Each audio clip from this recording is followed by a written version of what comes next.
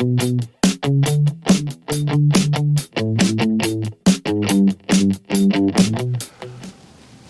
everyone, I'm Miles. Welcome back to Aromas by Miles and our slow dance around the world of fragrances. Glad to see you guys have joined me again. And today we're going to continue with our discovery series that we've been doing for the last couple of months, where I've been buying discovery sets from various houses around the world, and we've been able to explore some of the more obscure scents, if you will, and some of these kits. Some of them are incredible and some of them are questionable, at least. So thanks for joining me. And today, what we're going to do today is we're going to explore the house of Gritti, however you say it, who knows. Gritti is an Italian house. It was launched in 2019. It's based in Rome, and they've got some pretty good scents. I bought 2 discovery sets that were different names, but unfortunately 2 of the fragrances were duplicated. So I have 6 fragrances to talk to you about today, 6 samples, 6 2-ml samples. So that's what we're going to do today. And let's jump in and get started. I'm totally excited about it. I'm going to have a quick sip of coffee. It's early here south of the border, so I need my coffee to keep me going. Okay, how they come is they're going to come in a set like this. Keep going the wrong way. Set right there, and a box like this. So it's a nice presentation. Jeez, I don't know how to do this. Nice presentation. And I've already peeled them out of their boxes, so we're ready to go. So the first one I want to talk about is Duchessa. And that was launched in 2020. It's a fruity floral gourmand, unisex, created like all of these are by Lucia Gritti. The top notes in this are blackberry, that's right, I'm sorry. Blackberry, bitter, orange, some peach, it's got saffron. The mids are chocolate, clove, jasmine, not too bad. And the base is sweet almonds, which is a little bit different, some iris and some brown sugar. So it really is a sweet, fruity kind of a fragrance to me. The blackberry, the cherry, the almonds come out really strong for me. That's kind of an interesting scent, but dries down to chocolate and brown sugar, which gives it a kind of a syrupy kind of a feel, and it's really gourmand on my skin. Really, really comes out the chocolate and the sugar. It's unique, but I'm not sure where I would wear it. You know, maybe evenings or a special event or something. Let's put it on a strip and remind my nose that it's somebody's birthday. Yeah, the chocolate, I mean the opening of the chocolate really pops. And the brown sugar. Yeah, it's a little bit, I get some floral notes. I remember wearing it, I took it for a test drive, and it does change a little bit in the dry down, but it's just such a gourmand. Maybe too much for me. I mean, that's not kind of my style. It's got good longevity and moderate projection. Smells a little bit feminine to me, again. It's kind of a playful scent, but I think you'd have to wear it at night. Maybe when you're out on the town, fall, winter, something like that would probably be a place to do it. I don't know. It's just not kind of my style. So we'll leave that one in the box. So the next one we're going to talk about is Finis, sorry, I don't speak Italian. Finis. Yeah, Finis. It was launched in 2022, Lucia Gritti. It's another floral fruity. The top notes are passion fruit and peach. So it comes out, really pops that fruity notes. Those fruity notes really pop you in the face right as you spray it on. It's got some orange blossom, a little bit of lily of the valley, magnolia. And the interesting thing is you don't see magnolia often in fragrances, but I'm going to put it on the strip here. You don't see it often in fragrances, but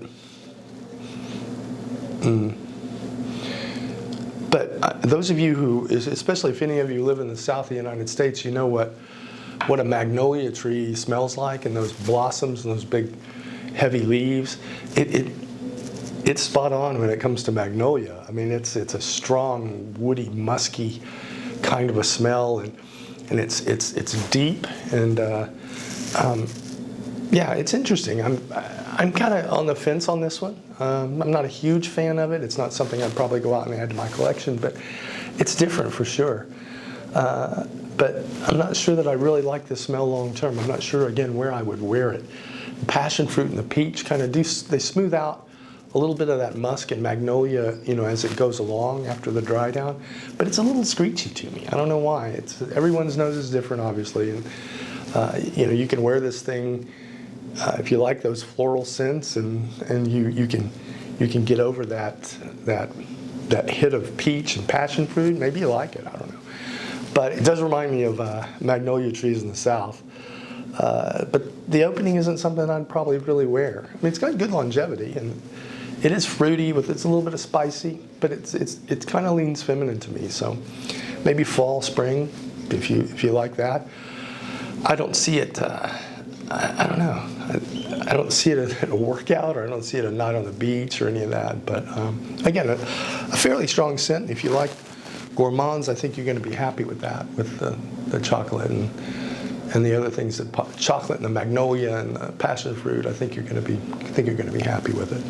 So the next one I want to talk about, excuse me, the next one I want to talk about is Puro, a 2020 release, again by Lucia Gritti.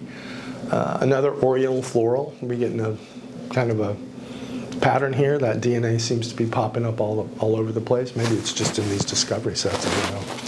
But this one is another unisex fragrance. It's got apple, lemon, green accords, and some pink pepper in the opening, and then back to that magnolia, lily of the valley, paragon, and petitgrain. So it's very, very floral, very fruity. It's kind of like that forest kind of thing. The base is a pretty normal kind of a base that we see a lot. It's tonka, sandalwood, musk. There's some ambrette in there. The opening to me is very appley, if that's a word, appley. Let's throw this baby on gotta remember which one of these I sprayed. But it's interesting to be able to go back and take a look. I love these whirly-magigs. I don't know where I saw them. I think it was the channel from influencer from Mexico. Super interesting. Yeah. Heavy apple, and the magnolia comes through, and there's a little bit of that lemon pledge smell. You used to clean the furniture.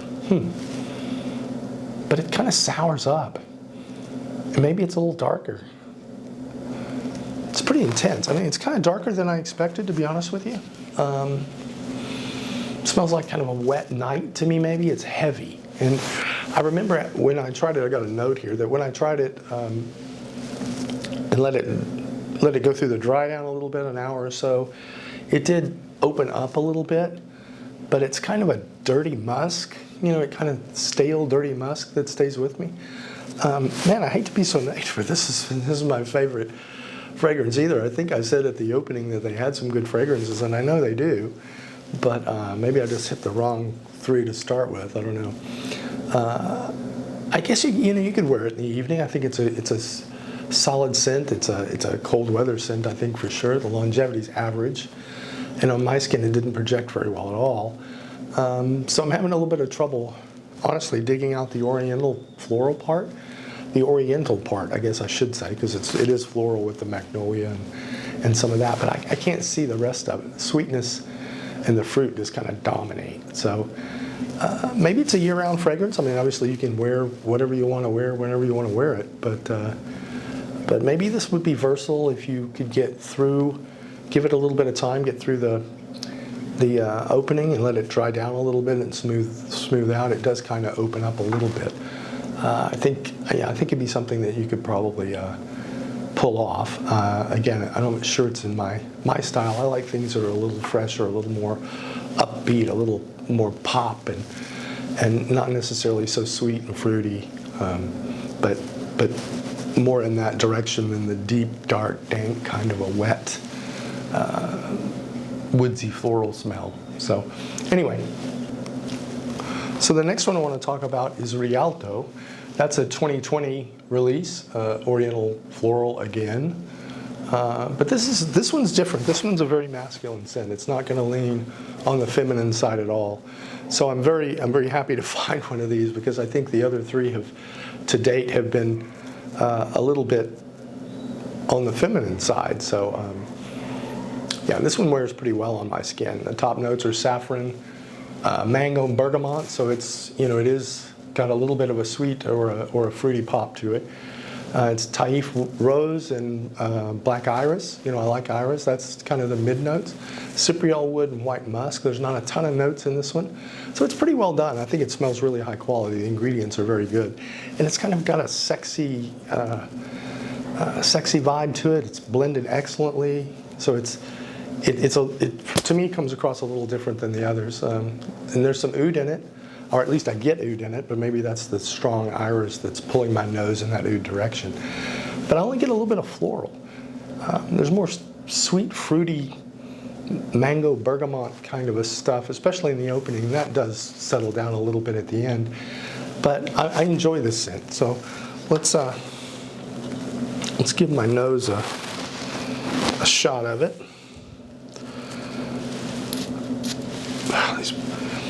My bear paws are too big for these tiny bottles. Yeah.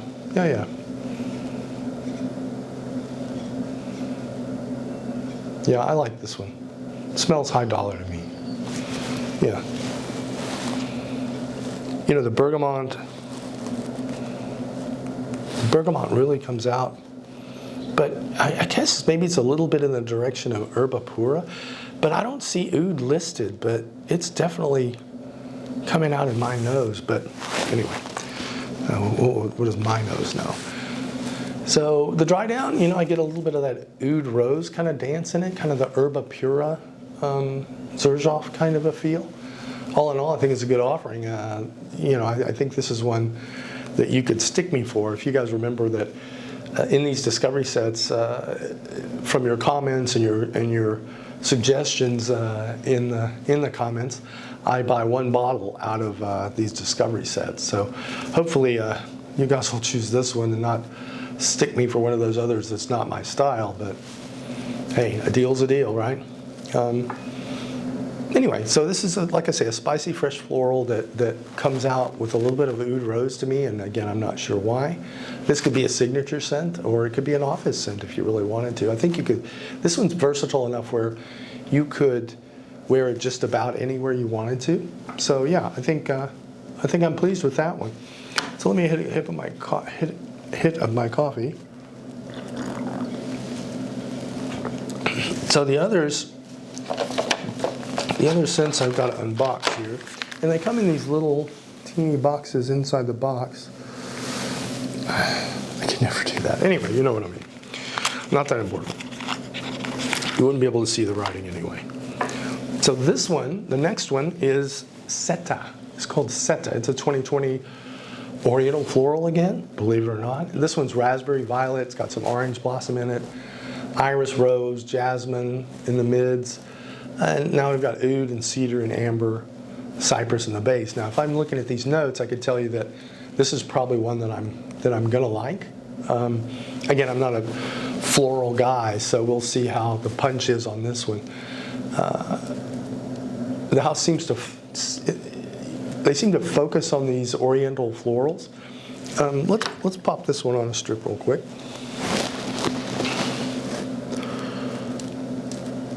Jeez, it just comes out like a machine.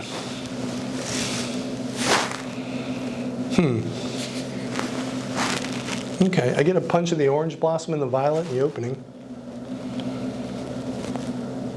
A little bit of rose. The oud and the amber, they're back there.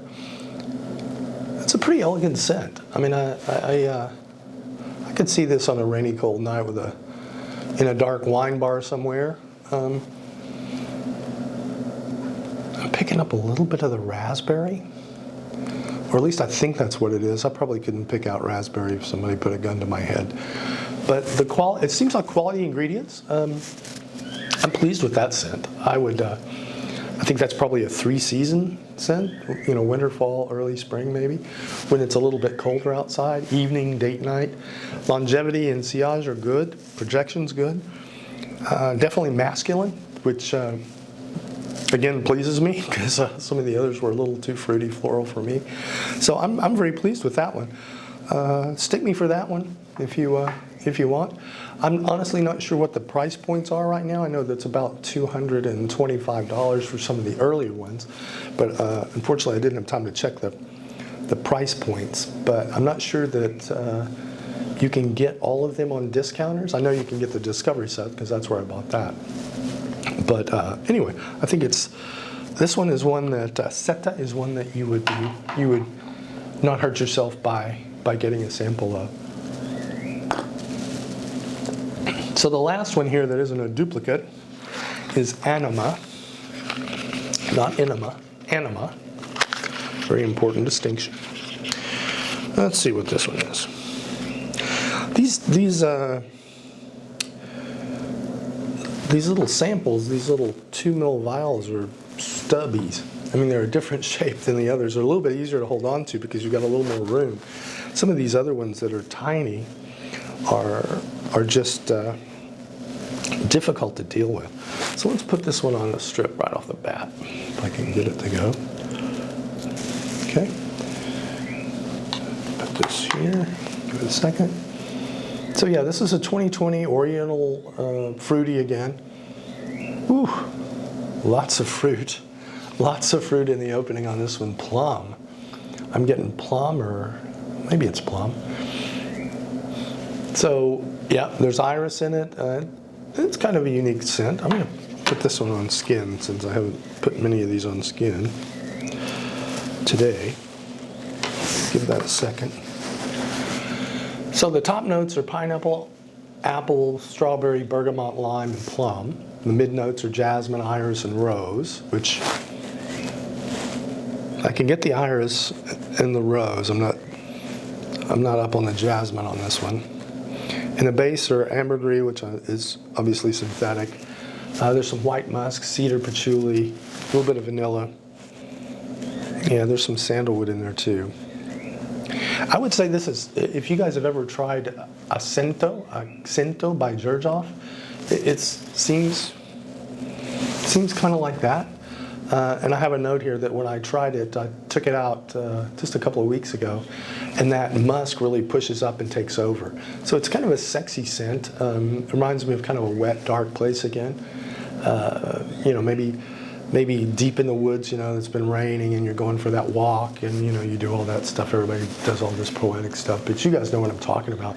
Some of you guys in Texas, you're probably going to see that when you're deer hunting sometimes when it's cool and just rained and you're creeping along, and, you know, obviously that's a good time to deer hunt because you don't make so much noise. But yeah, so I think it's well blended. You know, Gritti uses good quality ingredients, so there's no cheap stuff in it. So, you know, ingredients really do make the fragrance. I mean, then it's the blending and what happens after that. The longevity, I remember, was so-so. I've got it here on the note. The projection's not the best, so you might have to reapply this. It's a sweet, woody, spicy kind of offering. I think most people would like it. Probably best for a night out or, you know, an evening in late spring or fall. I don't think it has enough balls for the winter time. I don't think it's heavy enough for that. So anyway, those were the 6. I mean, there's 2 more in here, but they're obviously the duplicates of the other. And the fruity floral DNA, that same kind of ingredient line comes across really in all of them. But the last 2, Seti and this one, and you are fragrances that I think I would go ahead and buy. So anyway, I'll let you go now. That's the Gritti Discovery Set, the 2 of them. Beware, because they're 2 duplicate fragrances, even though the sets have different names. I paid $75 for it. You get 8 mils of you get 16 mils of juice. So, but beware, they're duplicates. Buyer beware. And, you know, kind of my horse is out on this group with some of these fragrances. I think they're a little too feminine leaning anyway. But there's some pretty good stuff in there. Anyway, that's the Gritti collection from Italy. So again, thanks for joining me. Leave some comments for me and tell me which ones you want me to buy.